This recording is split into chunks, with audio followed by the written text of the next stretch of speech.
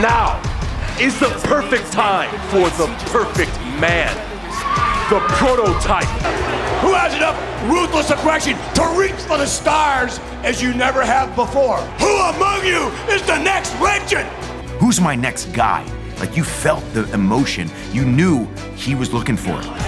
That makes you think that you can walk out here and face the very best in the business. Ruthless aggression. Yo, Undertaker, you say I gotta learn the hard way? I got a PhD in thugonomics. I know everything there is to know. You ain't a dead man. You just a dead issue. Hustle. John is the franchise player of the WWE. Just a natural-born entertainer. Loyalty. He's good at everything. John Cena is a record 16-time world champion. Respect.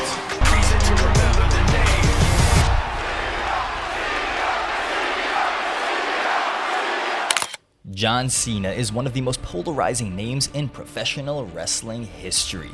To millions, he is a hero, a leader, a Make-A-Wish legend, a man who carried the WWE through its darkest financial years. He saved the company when it was struggling to find some new identity, and became the modern-day face of professional wrestling. But to millions of others, he's the man who buried rising stars, a product of Vince McMahon's machine, and the poster boy for the PG-friendly era. The same era that made many fans hate the WWE with a passion. At times, he was booed like a villain, but he was cheered like a superhero, and often on the very same night. And that paradox is exactly what makes John Cena's story one of the most fascinating journeys in wrestling history.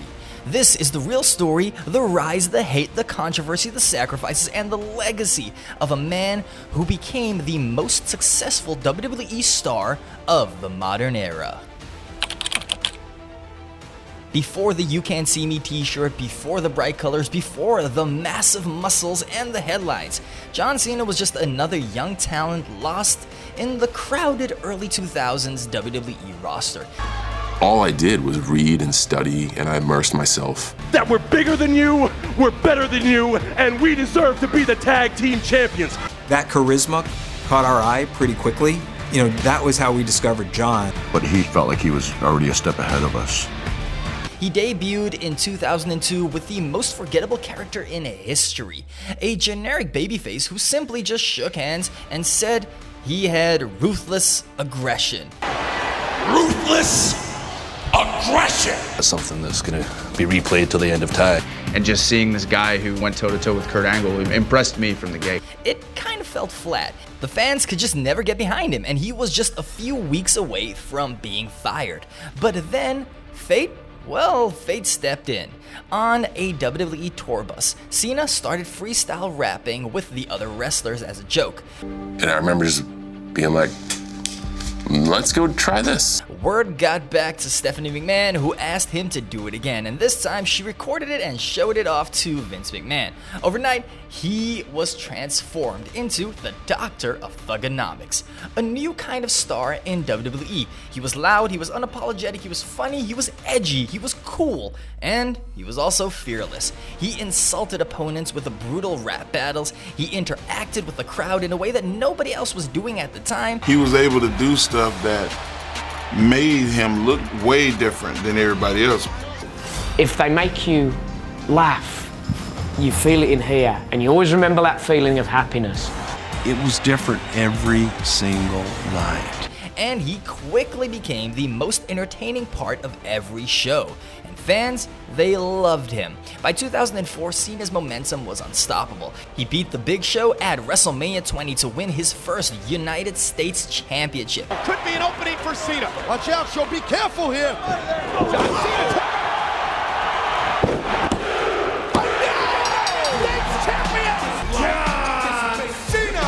And 1 year later, he defeated JBL at WrestleMania 21 to win his first of many WWE championships. Cena ducked underneath it. Here he comes. He got him. Cena is the champion. John Cena had become the new face of the WWE, and the future looked unstoppable, but nobody saw the storm that was coming. The moment Cena won the WWE Championship, something changed in the crowd. The cheers turned into boos. Fans who once loved him now began rejecting him. But why? Well, it's because wrestling fans never want to feel forced into liking someone, and that's exactly what it looked like WWE was doing. People that didn't like me aren't gonna like me, but it didn't affect me in how I did work. To replace Stone Cold and The Rock, two once-in-a-generation megastars, the WWE really needed a superhero, and they chose John Cena, and they pushed him aggressively to the top. He stopped being the edgy rapper, and he kind of morphed into becoming a kid-friendly superhero. He had bright colors, he had catchphrases, he was a merchandise machine, and he even delivered some PG scripted promos. And the more WWE pushed him, the louder the boos became. In 2006, when he faced Rob Van Dam at One Night Stand, he walked into enemy territory. The crowd chanted "Cena sucks" before the match even began. They threw his t-shirt back at him every time he tried to give it off to a fan, and they screamed, "If Cena wins, we riot." When he lost the match, the arena exploded with joy, proving that even though John Cena was the top guy in the WWE, the fans knew what they wanted. And on that night, they wanted some ECW. They were not looking for a PG-friendly character. Now, throughout the years, Cena headlined WrestleMania after WrestleMania, defeating some of the top guys in the WWE such as Triple H, Shawn Michaels, Umaga, Batista, and Randy Orton. But the turning point came in 2011, the feud with CM Punk. Punk said what many fans felt, that Cena was the protected corporate favorite, stopping others from rising. This was the first time that we really heard a wrestler speaking out about this. And the truth? Well, some of the criticisms were real. Cena had political power backstage. He was the favorite in Vince McMahon's eyes, and talent like Wade Barrett, The Nexus, Rusev, and even Bray Wyatt lost momentum because WWE always kept Cena strong, and fans kind of resented that. They wanted a top guy, yes, but they also wanted the other stars to rise, especially when it was characters, storylines, and just overall people that they liked. But while the hate grew louder, something else was happening underneath the surface. Outside of the ring, Cena was becoming a real-life superhero. The very traits that fans mocked him for, his clean image, his discipline, his commitment, and his character away from the ring, well, that's also what made him one of the most generous stars in history. 1, 2, 3. You can't see me. Cena holds the amazing record for the most Make-A-Wish wishes granted of any human being, over 650 wishes and counting. And he never turned down a single request. I can't say enough about how cool it is to see the kids so happy and the family so happy. John has granted more wishes than any other celebrity in the history of the Make-A-Wish Foundation. He became a spokesperson for cancer research, children's hospitals, veterans, and he even visited troops overseas on his own time. It says a lot when someone takes time out of their day to come and see someone who they've never met before. These men and women truly exemplify what it means to be a hero. He donated millions privately without cameras. He trained harder than anyone in the locker room and became the most reliable performer that WWE had. When a top star got injured, Cena stepped in without question. When TV ratings dropped, then Cena carried the show. And when the WWE needed publicity, Cena was the one to do the interviews. And then, ironically, the fans who booed him started respecting him once again because now they were seeing the guy away from the ring.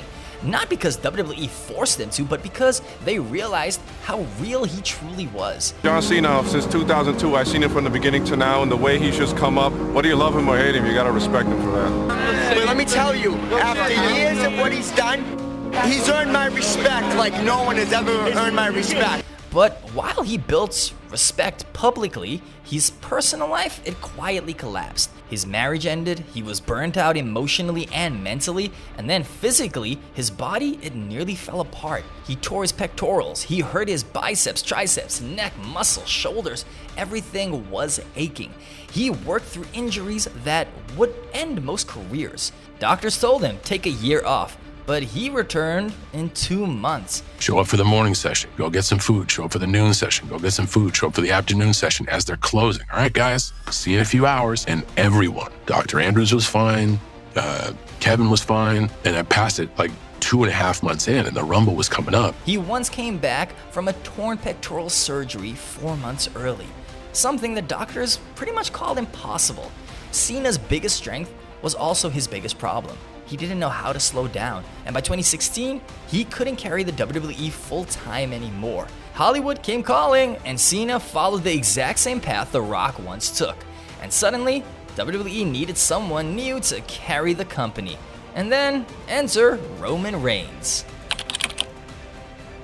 As Cena stepped back to pursue acting, something interesting happened. Fans who spent years booing him suddenly realized that they were losing. His return matches became special events. People loved it when he came back to the WWE to show his face. People loved seeing him outside of the ring, and people began chanting his name with pure respect. And suddenly, the same crowds that once screamed, "Cena sucks," now they stood on their feet and they clapped, because they know how important this guy was to the modern era of the WWE. They say that I've gone Hollywood. They say that I've sold out. They say that I've lost my edge. I am not a part-timer. I am an all-timer. Because if my time in the WWE is limited, well, hell, I'm going down in a blaze of freaking glory. Because with time, fans understood something important. Cena never stopped fighting for professional wrestling. He was one of the biggest advocates for the wrestling industry. Without Cena, there may have been no PG era success. The WWE might not have known how to resurrect the company after the losses of Steve Austin, The Rock, even Brock Lesnar. There was no platform for stars like CM Punk, Daniel Bryan, Roman Reigns, and AJ Styles, who later came to the WWE. Commanding audience's respect. He has made 20 years out of it. The model in our industry for do the work. And he's just one of those people that when you meet, you feel better off having met the man. A real live superhero. John Cena became exactly what the company needed, a workhorse who never quit. And now he is about to retire, and when he returns to the WWE, they will always smile because of the memories that this guy created. For a time in the early 2000s, up until the 2010s, this was the guy of WWE. The guy who gave us so many memories, the guy who gave us so many catchphrases, and the guy who turned "You Can't See Me" into a chant. The man who made many kids believe around the world, and the guy who inspired so many of the stars that we see today. John Cena is an incredible guy, an incredible wrestler, an incredible guy for the company. But guys, I need to know, what do you think of John Cena? Is he the most loyal wrestler who has ever lived? Is he a wrestler who sacrificed his health and his personal life to save the WWE? Is he really regarded as a great actor? Let me know, guys. And also, what do you think of his career as a whole? Let me know in the comments down below, guys. I always love to see what you guys come up with. And also, guys, don't forget to subscribe and also give this video a like. It really helps with the algorithm, guys. And also share this out to all of your other WWE fans. And guys, don't forget that I'm Ty, and I will catch you on the next one.